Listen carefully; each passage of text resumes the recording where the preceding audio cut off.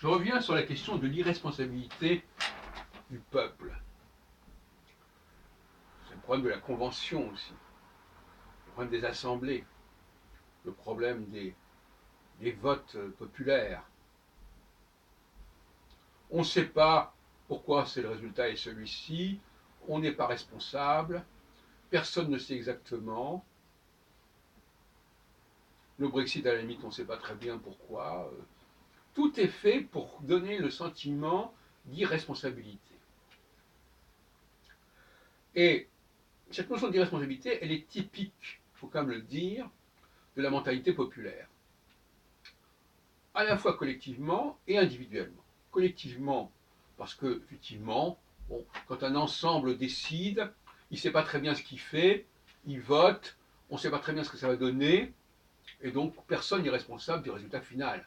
Ce n'est pas un tel qui a fait un vote qui est responsable de l'ensemble du vote. Donc on est irresponsable.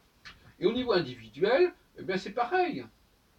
Hein, on fait une chose parce qu'on vous a dit de le faire, parce que vous avez reçu un ordre, parce que vous appliquez un savoir qui vous a été transmis. Et c'est tout. Donc vous n'êtes pas responsable. La préoccupation première des gens d'en bas, c'est de ne pas être responsable, de ne pas avoir à répondre de leurs actes. Ou en tout cas de mettre la responsabilité sur ce qui est en haut, sur ce qui est en haut ou ce qui est venu avant. On a continué comme c'était avant, comme ça se pratiquait avant. On a fait comme on a dit qu'en haut il fallait faire. Voilà. Donc finalement, de toute façon, la notion même d'être responsable de quoi que ce soit est totalement étrangère à la mentalité du peuple, individuellement et collectivement, et à la mentalité de ce que j'appelle le martien ou le minervien, et plus globalement à la mentalité de la femme. Elle, alors, c'est un vaste débat. Le mot d'irresponsabilité est intéressant parce qu'il renvoie au mot répondre. Je n'ai pas à répondre de ceci. Et répondre, ça veut dire aussi, si on me pose une question, pourquoi vous faites ça, je n'ai pas à donner de réponse. Je n'ai pas à expliquer pourquoi je l'ai fait. Je n'ai pas à expliquer pourquoi ça fonctionne comme ça. Je n'ai pas à expliquer pourquoi c'est écrit comme ça. Je suis irresponsable. Je n'ai pas d'obligation de répondre aux questions qu'on me pose. À ce propos d'ailleurs, petite parenthèse, j'en ai parlé, le puzzle, qu'on emploie, qu'on considère comme un mot anglais, ça vient de poser une question, de poser un problème. Voilà. Enfin, c'est-à-dire que, voilà, c'est encore une fois, la personne qui répond, elle, elle répond à une question qu'on lui pose. Poser une question, ça donnait le puzzle. Bon. Je reviens sur notre problème. Donc finalement, il ne faut pas attendre quelqu'un qui appartient à la population d'en bas d'être responsable. Et je ne parle pas seulement sur le plan moral, je parle aussi sur le plan intellectuel, sur le plan épistémologique, sur le plan du savoir. C'est un savoir que j'ai appris à utiliser, mais je ne sais pas d'où il sort, je ne sais pas comment il vient, et donc je ne suis pas responsable quelque part de son existence, et donc je ne suis pas responsable de ses résultats et de ses effets. Ça va très loin.